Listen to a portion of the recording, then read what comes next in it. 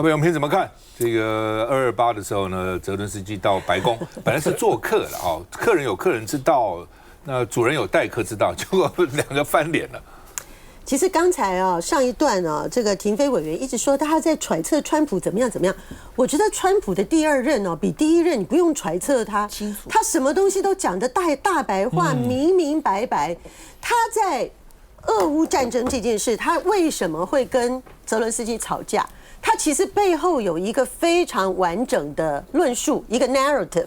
你可以很讨厌他这个 narrative， 你也可以觉得他这个 narrative 就是现实，因为很简单，川普还有川普团队们，他们在国际外交里面呢，他们跟美国之前拜登政府最大的转折呢，就是他们完全走向现实主义，所谓的国际关系里面的现实主义就是实力原则。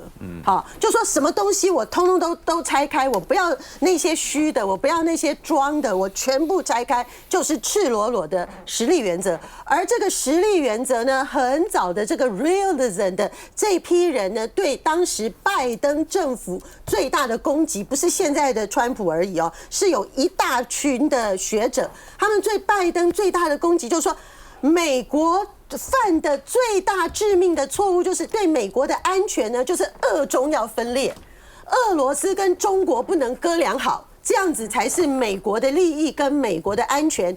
结果呢，美国人你拜登政府那么蠢，你去打一个对美国的利益根本几乎没有看到什么好处的俄乌战争，结果由于你俄乌战争对俄罗斯的制裁，结果把俄罗斯呢逼向中国的怀抱。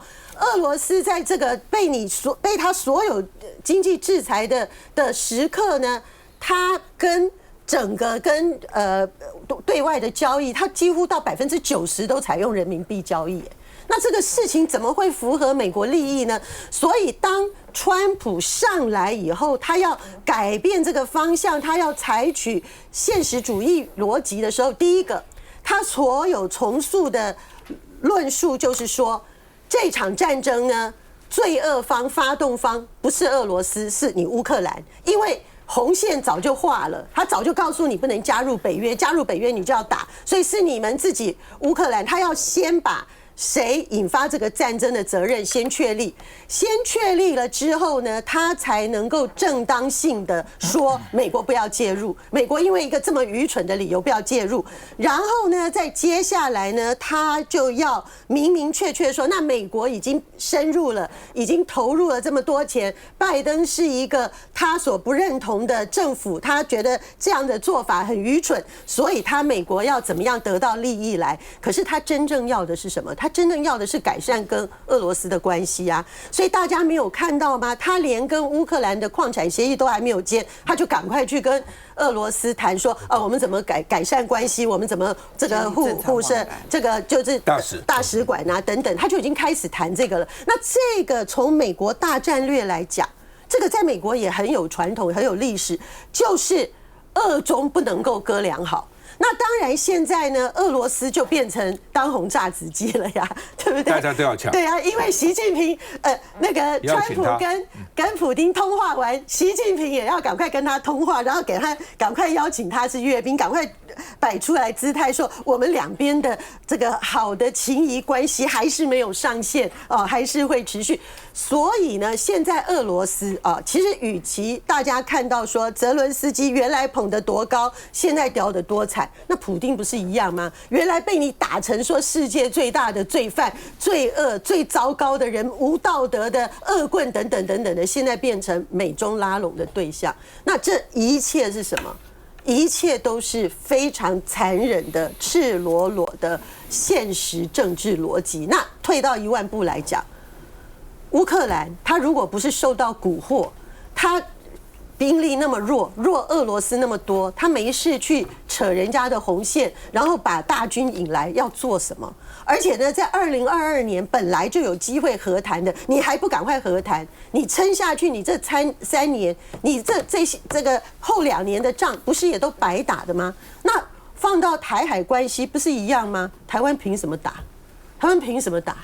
有任何正常那个脑袋的，不是陷入妄想症或者是脑筋坏掉的人，会认为台湾跟中国大陆打仗有胜算吗？那既然没有胜算的仗，你为什么要打？尤其是大家现在还在讨论说啊，你乌克兰还有稀土，还有什么？其实那个都很悲惨。我看到那个乌克兰那个合约哦。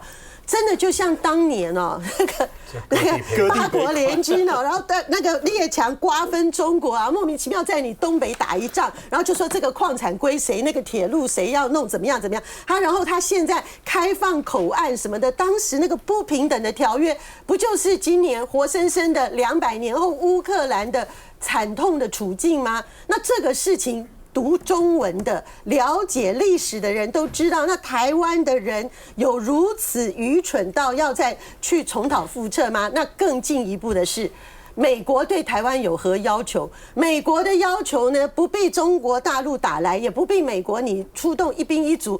只川普讲个话，说你台积电、你晶圆、你占我们美国便宜，现在就通通都要去美国了，台积电都要变美积电了。他靠一张嘴巴就能得到的事情，他怎么会需要在军事给你援助或者帮你出兵呢？这真是开玩笑。我觉得大家到今天一定要认清现实。那我们跟中国大陆，我们有没有自己自主性呢？不要像民进党这么蠢。不跟中国大陆往来，不跟他谈判，不跟他讨论，不跟他互动，不跟他诉求这个民族感情。你如果都跟他做这些事情，你是可以避战的啊。当然，大家一定可以谈到一个两边都能够接受的状况啊。不，你现在只要去谈说两边应该谈，应该和平，他就说你是卖台啊、共匪啊、习近平指使啊、中共同路人啊、投降主义啊，变这样哈。其实美国要离间中俄也没有那么困难，你知道吗？因为中俄本身自古以来矛盾就很多，从清末签那个什么爱魂条约、尼布楚条约，然后带来爱魂条约，到中俄北京条约，等等等等哈。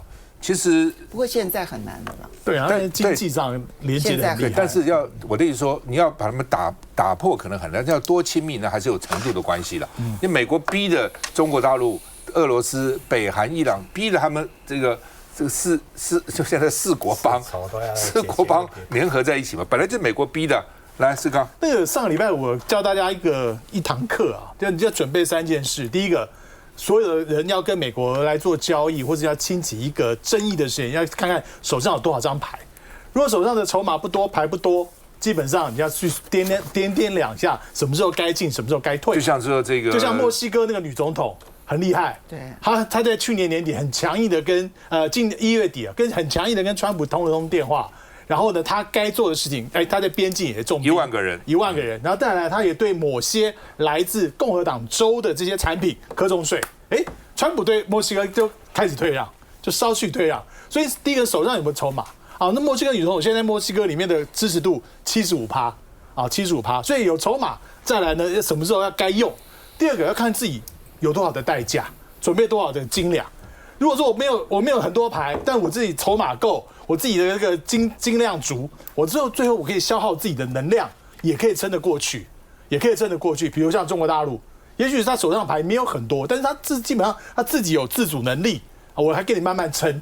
好，到底是习近平要去美国，还是川普先到北京？大家在拉锯，谁先去看谁去打那个第一通电话，他要讲什么？所以要不然就这样。再来第三个就是他很多是以美国国内政治作为出发。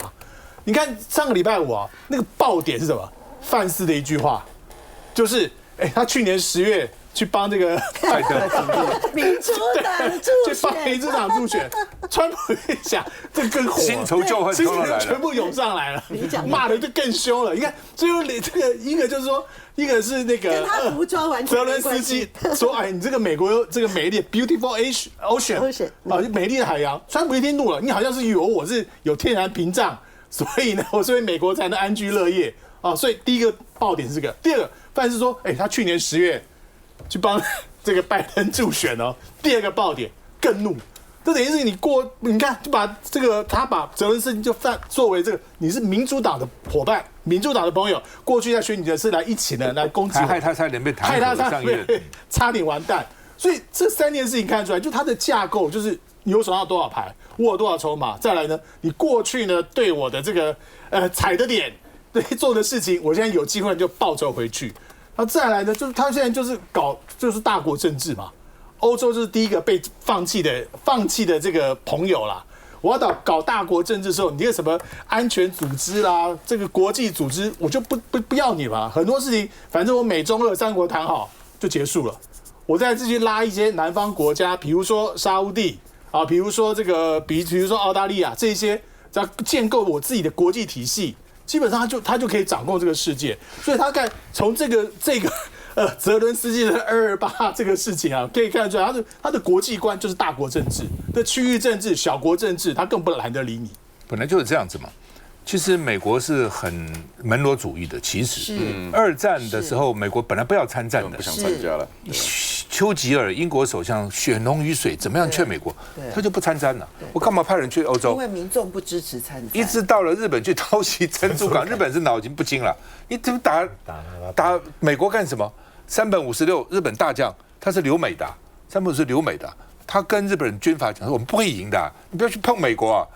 这些军阀不理他，什么不能，对不对？我们大日本除了大东亚共荣圈，我们把美国打下来去了，哦，所以美国才本土因为加维被打了才参战嘛。所以原来美国根本不想参战，哦，所以呢，泽伦斯基说你有个美丽的大西洋，其实讲的也没错了，哦，但是下面一句话，川普很不高兴，那下个就轮到你了。川普说：“下个轮到我，下个什么轮到我？啊，你自己都难自救还轮我啊！那另外，川普口声是问说：你 you have no cards， you have no card， 你没有筹码，你没有牌了嘛？那台湾真的要问自己说，我们的牌是什么？我们有多少张牌？我们牌能够抵挡多久？休息一下再回来。”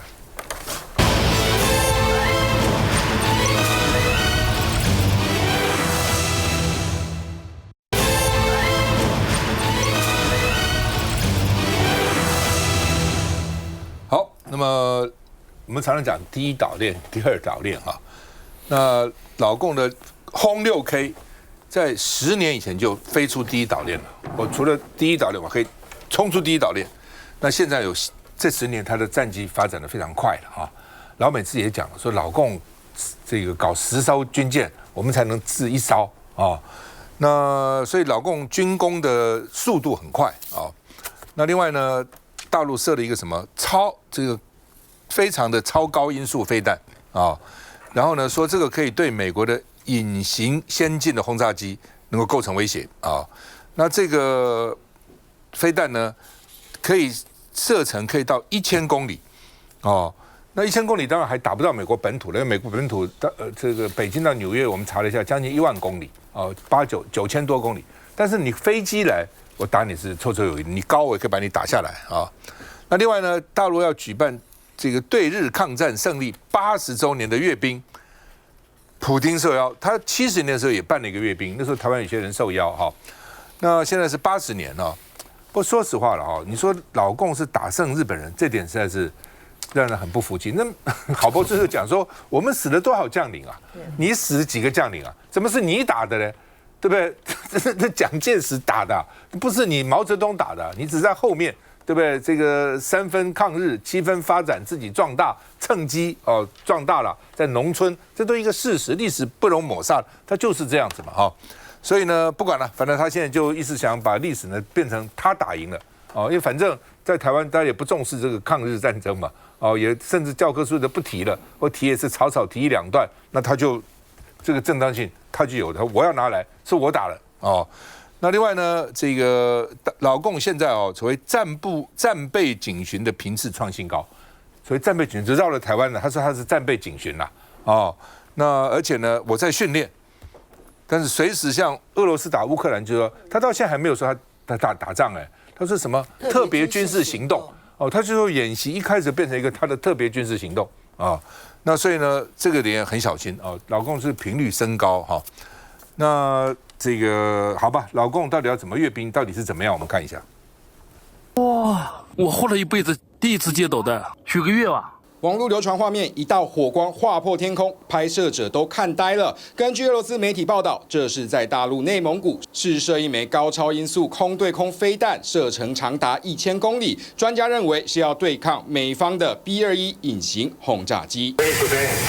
就在差不多时间，大陆央视也公布共军轰6K 轰炸机新的演习画面，号称精准投弹，而且从2015年3月轰6飞出第一岛链后，已经满10周年。在地图上，我们可以显然的看到，这个航迹实际上就是把祖国的宝岛台湾怀抱在自己的这个怀中，所以就实现了一种绕岛的这样的这个飞行。确实，我国国防部的共机监控图上时常出现轰6K 痕迹，但除了3型主力战机实时紧盯之外，岸置飞弹也都全天候监控。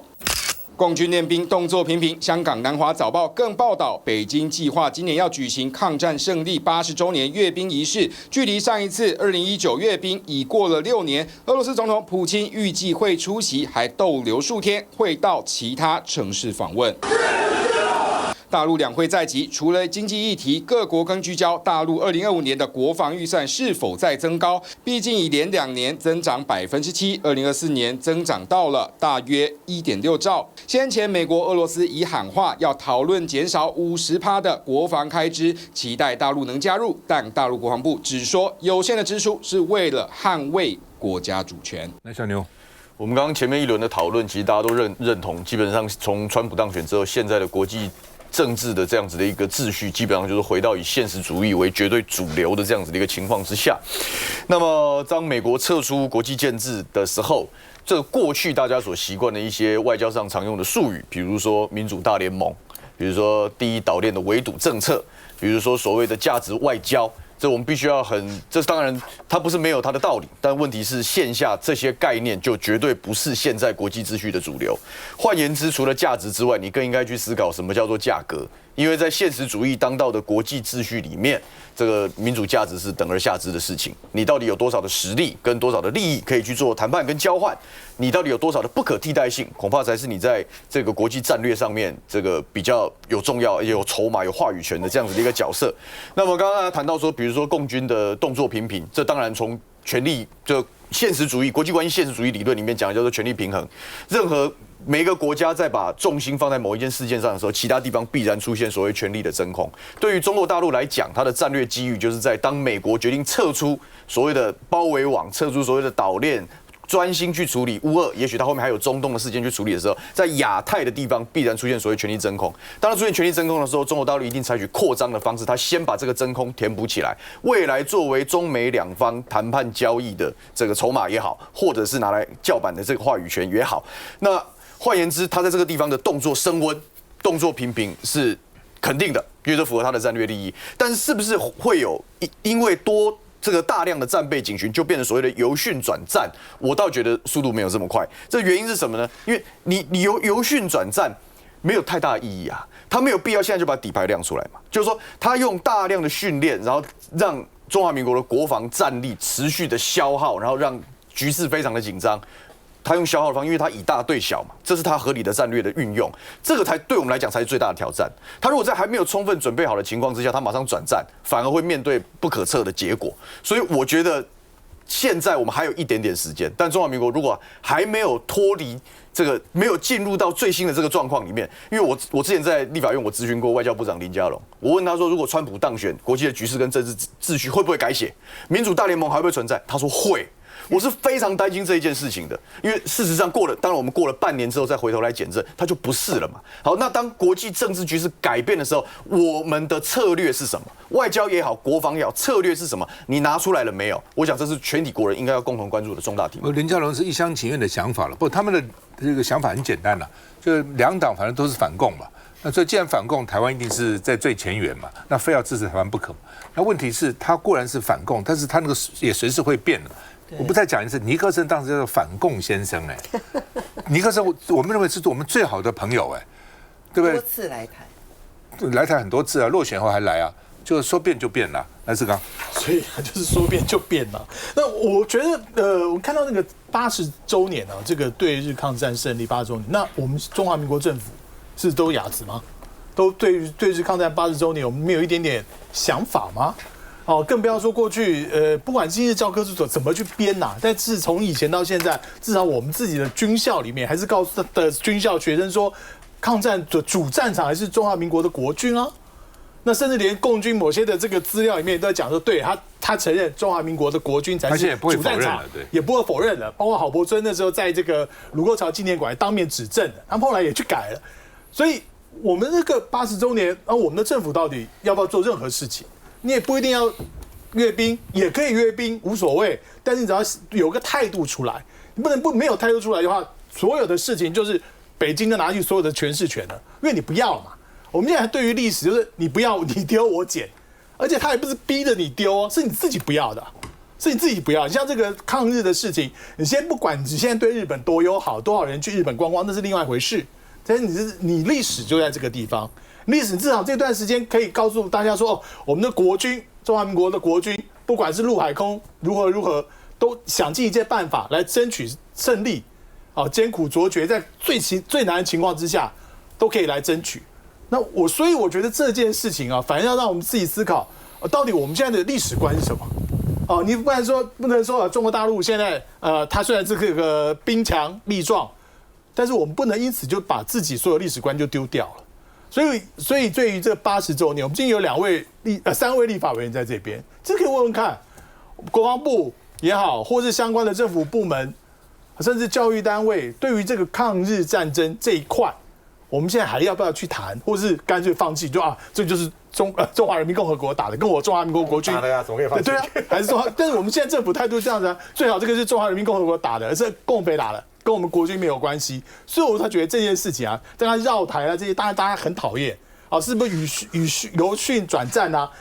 大家也是关注，但重点是我们自己的历史观到底是什么？当一个国家没有历史观的时候，就很容易被人家牵着走。我认为了在赖清德当总统这段时间是不可能的了。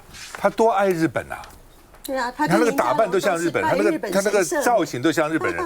他在台南那个什么谢龙介要这个为慰安妇立个什么碑，立个像。我看这个赖清德也不见得同意啊，而且对所有日本人的这个过去的这些这个留下来的事迹，赖清德哇，这个大力的鼓吹，大力的表扬，所以你叫他讲说什么日本人侵略这个中国，打了8年抗战，然后呢，国民党的军队把日本人赶走了，他怎么会出来讲这个话呢？不可能的。休息一下再回来。